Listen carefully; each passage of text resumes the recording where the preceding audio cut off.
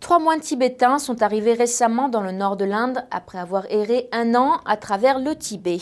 En 2009, la Chine avait émis un mandat d'arrêt à leur encontre après qu'ils avaient manifesté pacifiquement dans leur monastère.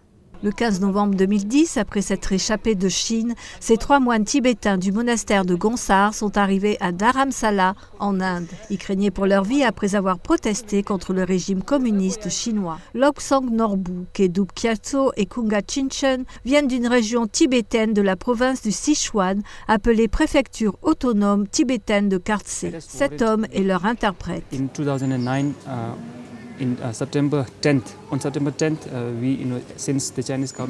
Le 10 septembre 2009, date à laquelle les Chinois ont émis un mandat d'arrêt contre nous, nous avons décidé de quitter la région avec l'aide de proches.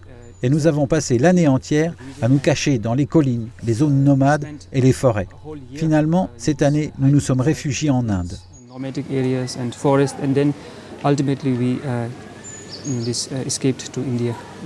En septembre 2009, ils avaient mené une manifestation non violente contre le régime chinois. Dans leur monastère du Sichuan, ils avaient hissé le drapeau national tibétain et posé des affiches déclarant que le Tibet était un pays indépendant. Ils ont déclaré avoir mis leur propre nom sur les affiches pour s'assurer qu'aucun autre moine n'ait de problème du fait de leur acte.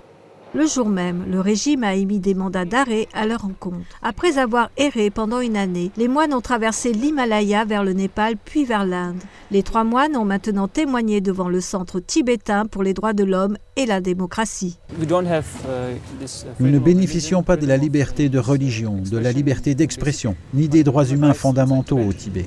Nous venons du monastère de Gonsar, c'est au Tibet. Puisque nous ne bénéficions pas de ces droits humains à l'intérieur du Tibet, nous avons décidé de nous exprimer contre cette violation des droits de l'homme.